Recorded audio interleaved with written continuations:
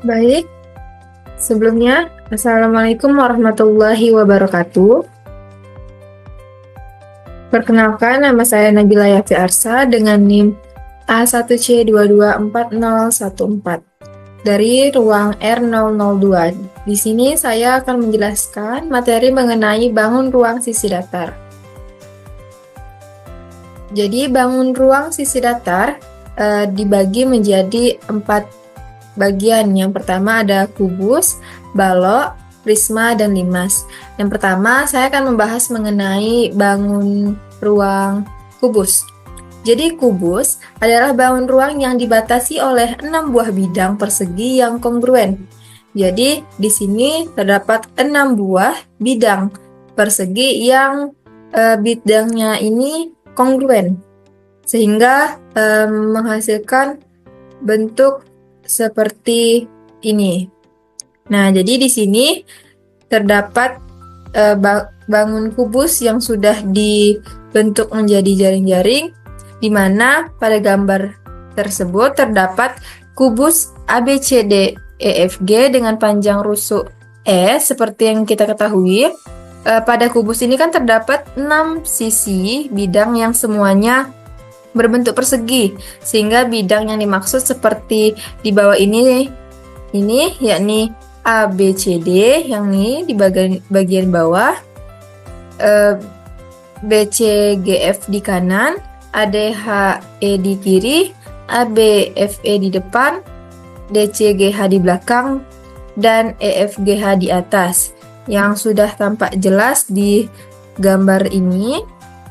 Nah, dari situ dapat kita temukan bahwa luas permukaannya yakni 6 kali sisi atau 6S kuadrat, dikarenakan terdapat 6 buah bidang yang setiap bidang ini memiliki rumus luas sisi kali sisi, sehingga luas permukaan dari kubus dirumuskan sebagai 6 kali sisi kali sisi. Selanjutnya, volume kubus yakni sisi kali sisi atau S pangkat 3. Setelah kita mengetahui mengenai kubus, kita lanjut pada bangun ruang balok. Jadi balok ini adalah bangun ruang yang dibatasi oleh 6 buah bidang persegi panjang yang sepasangnya kongruen. Jadi kalau kubus itu persegi yang kongruen, balok adalah susunan dari persegi panjang yang sepasang-pasangnya itu kongruen, yakni ini BCGF ini kongruen dengan ADHE, terus ABFE dengan CDHG, dan yang terakhir ada ADBC dengan EHFG. Jadi di situ kita dapat melihat kembali bentuk dari balok yang sudah dibuka, sehingga kita dapat mengetahui bahwa ABCD yang bagian bawah, BCGF kanan, ADHE kiri, ABFE depan, DCGH belakang, dan EFGH yang atas, yang dapat kita lihat pada gambar di sini. Nah, kalau dari situ dapat kita ketahui bahwa luas permukaannya 2 dikali P kali L ditambah L kali T ditambah P dikali T. Selanjutnya volume balok, yakni rumusnya V sama dengan P kali L kali T. Dan kita lanjut pada bangun ruang berikutnya, yakni prisma. Prisma adalah suatu bangun ruang yang dibatasi oleh 2 bidang sejajar dan kongruen, dan beberapa bidang lain yang berpotongan menurut garis-garis yang sejajar. Jadi prisma ini adalah bangun ruang yang dibatasi oleh 2 bidang yang sejajar dan kongruen. Jadi di sini ada 2 bidang sejajar dan kongruen, itu disebut dengan prisma. Nah, dapat kita lihat bahwa ternyata prisma tegak segitiga siku-siku diperoleh dari membelah balok menjadi dua bagian melalui salah satu bidang diagonal ruangnya, sehingga dapat menghasilkan prisma dari potongan balok tersebut. Nah, dari situ dapat dirumuskan bahwa luas permukaan prisma ini 2 kali luas alasnya ditambah 3 kali sisi dikali tinggi, dan volume dari prisma ini setengah kali P kali L kali T, karena tadi sudah kita ketahui bahwa prisma tegak segitiga siku-siku itu terbentuk dari potongan balok. Jadi setengah dari balok, sehingga volume prisma dapat dirumuskan jadi setengah dikali P dikali L dikali T. Nah, kita masuk pada bangun yang terakhir, yakni limas. Jadi limas adalah suatu bangun ruang yang dibatasi oleh segitiga-segitiga yang bertemu pada satu titik dan oleh alas suatu segi banyak. Jenis limas ini disesuaikan dengan bentuk alasnya, sehingga jika alasnya berbentuk seperti pada gambar berbentuk persegi atau segi empat, sehingga disebut dengan limas segi empat. Nah, dari limas ini kita melihat teorema limas, yakni untuk membuktikan volume secara induktif dapat dilakukan dengan menakar. Dalam penakaran ini digunakan sebuah sembarang limas untuk menakar prisma pasangannya.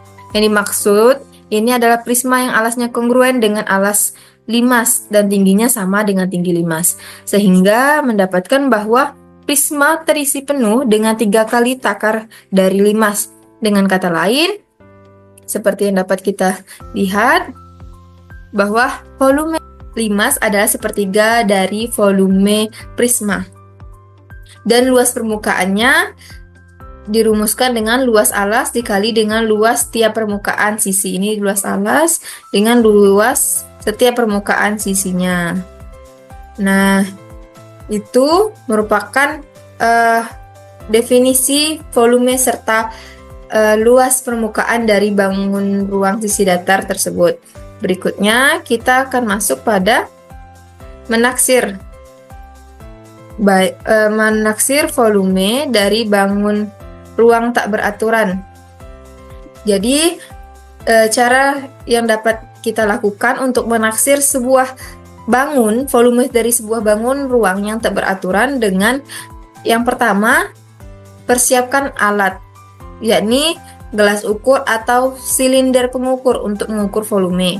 Yang kedua, dapat dilakukan dengan mengisi gelas tersebut atau menambahkan air ke dalam gelas tersebut hingga mencapai tingkat tertentu.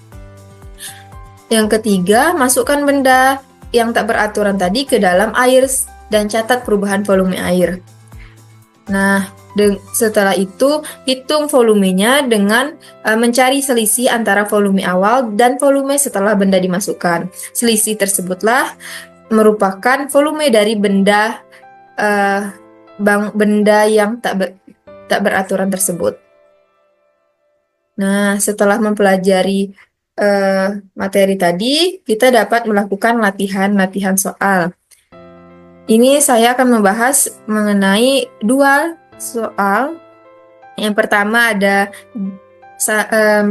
jika rasio panjang, lebar, dan tinggi sebuah balok adalah 1:3:5 dan luas permukaan balok adalah 4.600 cm², maka volumenya adalah. Nah, dari soal tadi diketahui bahwa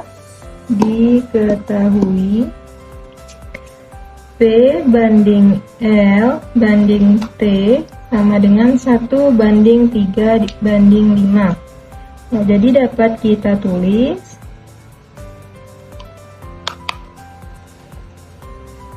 P sama dengan X, L sama dengan 3X, dan T sama dengan 5X. Nah, untuk suatu bilangan asli X,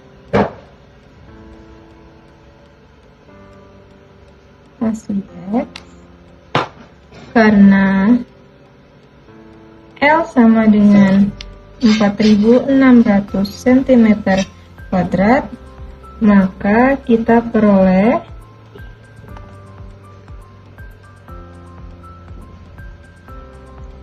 dua kali PL tambah PT tambah LT sama dengan 4.600. Jadi X dikali 3X ditambah X dikali 5X ditambah lagi 3X kali 5X sama dengan 2.300. 3x kuadrat ditambah 5x kuadrat sama dengan 15x kuadrat dan sama dengan 2.300.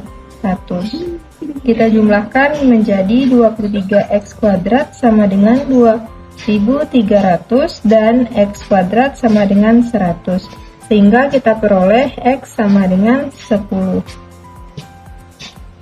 Dan ingat bahwa X adalah bilangan asli, sehingga X tidak mungkin sama dengan minus 10. Jadi panjang dan lebarnya P sama dengan 10 cm, L sama dengan 30 cm, dan T sama dengan 50 cm dari ini tadi 5x. Jadi selanjutnya kita cari volumenya. Volume balok sama dengan PLT. Kita kalikan 10 dikali 30 dikali 50. Jadi sama dengan 15.000. Jadi dapat kita ketahui bahwa volume balok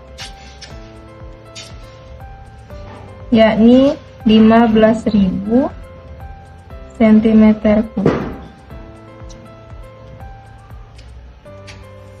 Itu untuk soal yang pertama. Untuk soal yang kedua, ada di sini digambar bahwa soalnya ke dalam sebuah wadah berbentuk balok berukuran 4 cm dikali 10 cm dikali 14 cm diisi air sebanyak 220 cm3.